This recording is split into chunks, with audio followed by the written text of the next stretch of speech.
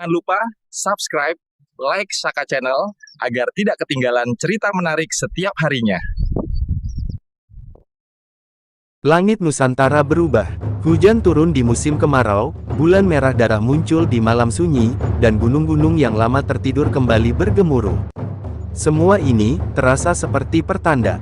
Sejak ratusan tahun lalu, leluhur kita sudah meninggalkan ramalan. Dari Jayabaya di tanah Jawa, Prabu Siliwangi di tanah Sunda, hingga bisikan para spiritual modern. Dan mengejutkan, hampir semuanya menunjuk pada satu tahun, 2025. Benarkah ini tahun kehancuran? Atau justru tahun kebangkitan Nusantara? Inilah kisah dramatis ramalan Indonesia yang seakan mulai terwujud di depan mata kita. Langit Nusantara semakin sering memperlihatkan keanehan. Hujan turun di musim kemarau, matahari tertutup awan tebal berhari-hari, bahkan bulan pernah tampak merah darah di langit malam. Fenomena itu membuat orang-orang di desa maupun kota mulai teringat pada ramalan kuno yang sejak dulu diwariskan dari mulut ke mulut. Mereka berkata, tahun 2025 adalah gerbang perubahan besar, sebagaimana ditulis dalam serat-serat lama.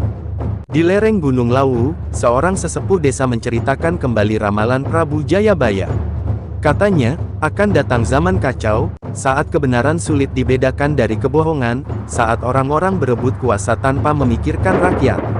Namun setelah masa itu, akan hadir seorang pemimpin bijak, yang disebut sebagai Ratu Adil, pembawa kesejahteraan bagi Nusantara. Cerita itu membuat bulu kuduk banyak orang berdiri, seolah ramalan lama kembali hidup. Sementara itu, di tanah Sunda, kisah Prabu Siliwangi juga kembali digemakan. Ramalan tentang kembalinya kejayaan Pajajaran dikaitkan dengan tanda-tanda alam yang muncul. Gemuruh petir yang tak biasa, angin kencang di musim tenang, hingga suara misterius yang konon terdengar di hutan-hutan. Semua dianggap pertanda bahwa bumi Nusantara tengah menunggu saat kebangkitannya. Di dunia modern, ramalan tak hanya datang dari kitab kuno. Banyak tokoh spiritual dan peramal masa kini turut bersuara. Mereka mengatakan bahwa tahun 2025 adalah tahun peralihan energi, di mana yang rusak akan diganti, yang hancur akan dibangun kembali. Beberapa di antara mereka bahkan menyebutkan secara terang-terangan, Indonesia akan diuji dengan cobaan besar, tapi jika bertahan, ia akan menjadi pusat cahaya dunia. Keresahan makin terasa ketika berita-berita aneh menghiasi media sosial. Ada video singkat tentang ombak tinggi di pantai yang datang tanpa gempa, ada pula foto langit terbelah dengan cahaya yang tak biasa. Orang-orang mulai membandingkan dengan catatan lama. Inikah tanda zaman kala bendu yang disebut Jayabaya? Tanya mereka dengan cemas. Namun, tak semua orang percaya. Sebagian masyarakat, terutama generasi muda di kota besar, menganggap semua itu hanya kebetulan alam. Mereka lebih percaya pada sains ketimbang ramalan. Tetapi tanpa disadari, kegelisahan tetap menyelinap dalam hati mereka. Bagaimanapun juga, suara masa lalu itu terlalu sering terulang untuk dianggap kebetulan semata. Tahun 2025 benar-benar datang dengan guncangan. Indonesia diguyur berbagai peristiwa yang membuat rakyat resah. Di awal tahun, ekonomi global jatuh, harga-harga melambung, dan banyak pekerja kehilangan mata pencaharian. Media internasional menyorot bagaimana gejolak ekonomi dunia berdampak besar pada negeri ini. Rakyat mulai bertanya-tanya, benarkah ini bagian dari ramalan yang pernah dituturkan leluhur? Bencana alam pun seolah berpacu dengan waktu. Gunung-gunung yang lama tidur kembali batuk, menyemburkan abu yang menutup langit. Di wilayah pesisir, air laut naik lebih cepat dari perkiraan para ahli. Banjir datang tak hanya di kota besar, tapi juga di desa-desa kecil yang biasanya aman dari bencana. Orang-orang tua berbisik lirih, inilah zaman kala bendu, zaman rusaknya tatanan alam dan manusia. Di tengah kekacauan itu, politik pun semakin memanas. Para pemimpin saling berebut kursi, mengorbankan persatuan demi ambisi. Berita hoaks bertebaran, membuat masyarakat semakin bingung membedakan mana kebenaran dan mana kebohongan. Perkelahian kecil antar warga karena perbedaan pandangan politik menjadi hal biasa.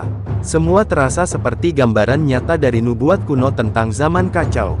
Media sosial berubah menjadi medan peperangan kata-kata. Ramalan-ramalan kuno diunggah kembali, disandingkan dengan berita terkini, seolah-olah semua sudah digariskan.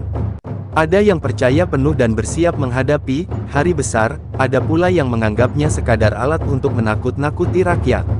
Namun satu hal pasti, rasa cemas merayap di hati banyak orang, dari desa terpencil hingga kota metropolitan. Di beberapa daerah, muncul tokoh spiritual yang memberi peringatan keras. Mereka mengatakan, jika manusia tidak kembali pada keseimbangan dengan alam, maka bencana lebih besar akan datang. Suara mereka terdengar seperti gema masa lalu, seakan mengulang peringatan Jayabaya, Siliwangi, hingga tokoh-tokoh bijak lainnya. Rakyat terbelah, sebagian mengikuti nasihat itu, sebagian tetap sibuk dengan kepentingan duniawi. Namun, di balik semua kekacauan itu, terselip tanda-tanda lain yang membangkitkan harapan. Beberapa komunitas muda mulai bergerak. Mereka menanam pohon di hutan-hutan gundul, membuat teknologi sederhana untuk membantu korban bencana, dan menggalang solidaritas lintas agama serta budaya. Walau kecil, gerakan ini seperti cahaya yang mulai menembus gelapnya zaman kala bendu. Setelah masa-masa kelam yang melanda di awal tahun, perlahan sebuah cahaya mulai tampak di balik kegelapan. Dari reruntuhan bencana dan krisis, muncul gerakan rakyat yang tidak lagi menunggu pemimpin, melainkan menjadi pemimpin bagi dirinya sendiri. Komunitas-komunitas kecil di desa maupun kota mulai menolong tanpa memandang suku, agama, ataupun politik. Mereka bersatu, seolah tergerak oleh kekuatan tak kasat mata yang lebih besar dari sekadar kepentingan pribadi. Di tengah kekacauan itu, sosok-sosok muda yang sederhana mulai dikenal. Mereka bukan pejabat tinggi, bukan pula orang kaya, melainkan anak bangsa biasa yang memiliki kepedulian besar. Ada yang berjuang menyelamatkan korban bencana, ada yang menciptakan teknologi ramah lingkungan untuk mengatasi krisis, ada pula yang menyerukan persatuan di tengah perpecahan. Masyarakat melihat mereka bukan sekadar pemuda biasa, melainkan cahaya harapan yang sejalan dengan ramalan tentang pemimpin lahir dari rakyat kecil. Isu tentang Ratu Adil kembali bergema. Banyak orang mulai mengaitkan sosok-sosok muda ini dengan nubuat lama.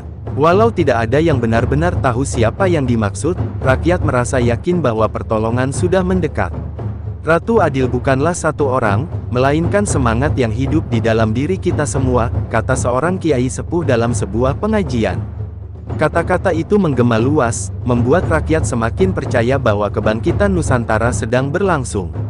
Di berbagai daerah, budaya lama yang nyaris hilang mulai digali kembali.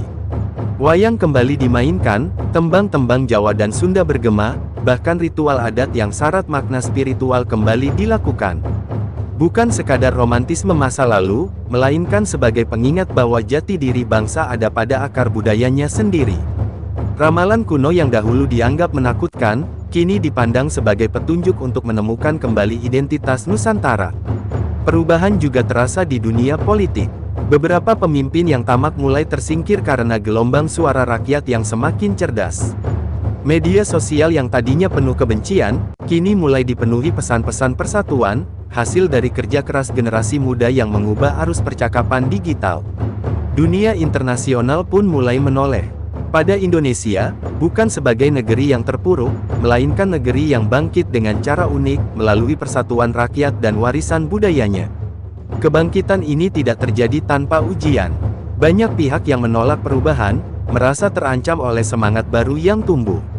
Mereka mencoba menghasut, menyebar ketakutan, bahkan merusak solidaritas rakyat. Namun setiap kali kejahatan muncul, selalu ada kekuatan yang melawan, seolah-olah seluruh Nusantara dijaga oleh sesuatu yang tak terlihat. Waktu terus berjalan, dan Indonesia mulai menemukan jalannya. Setelah melewati bencana dan kekacauan, bangsa ini berdiri dengan wajah baru. Namun di balik kebangkitan itu, masih ada satu pertanyaan yang menggelayut, apakah semua yang terjadi benar-benar ramalan, atau hanya kebetulan sejarah? Jawaban itu perlahan terungkap melalui perjalanan seorang peneliti muda yang tanpa lelah menelusuri naskah kuno dari Jawa hingga Sumatera. Peneliti itu menemukan satu benang merah, ramalan-ramalan Nusantara tidak pernah ditulis sebagai takdir mutlak, melainkan sebagai peringatan simbolis. Jayabaya menulis tentang zaman kala bendu bukan untuk menakut-nakuti, tapi untuk mengingatkan manusia agar tidak lupa pada moral dan persatuan. Begitu pula ramalan Prabu Siliwangi, yang berbicara tentang kembalinya kejayaan Pajajaran, sebenarnya mengajarkan tentang pentingnya menjaga budaya dan alam agar bangsa tetap jaya. Satu demi satu, makna ramalan kuno menjadi jelas. Bencana yang datang hanyalah peringatan bahwa ketika manusia merusak keseimbangan alam, alam akan melawan. Kekacauan politik adalah cermin dari nafsu manusia yang tak terkendali. Namun kebangkitan rakyat adalah bukti bahwa ramalan juga memberi harapan, selalu ada jalan keluar ketika persatuan dijaga. Ramalan, pada akhirnya, adalah cermin bagi bangsa, bukan kutukan. Di tengah kesadaran itu, rakyat Indonesia menyadari bahwa Ratu Adil bukanlah seorang tokoh tunggal. Ia adalah simbol. Ratu Adil hidup di hati setiap rakyat yang berani melawan ketidakadilan, yang menolong sesama tanpa pamrih, yang menegakkan kebenaran di atas segalanya. Dengan pemahaman itu, masyarakat tidak lagi menunggu pemimpin penyelamat, tetapi menjadi penyelamat bagi diri mereka sendiri. Suasana bangsa berubah drastis. Di sekolah-sekolah, pelajaran budaya dan sejarah mulai digali kembali dengan cara yang lebih hidup. Anak-anak muda tidak malu lagi memakai bahasa daerah atau melestarikan tradisi leluhur.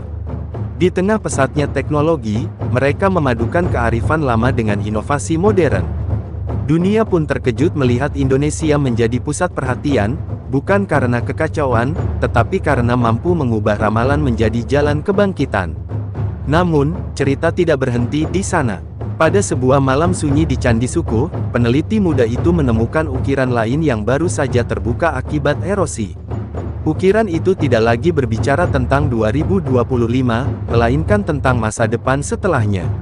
Simbol-simbol aneh terpahat di dinding batu, seolah menyimpan pesan baru yang belum terungkap.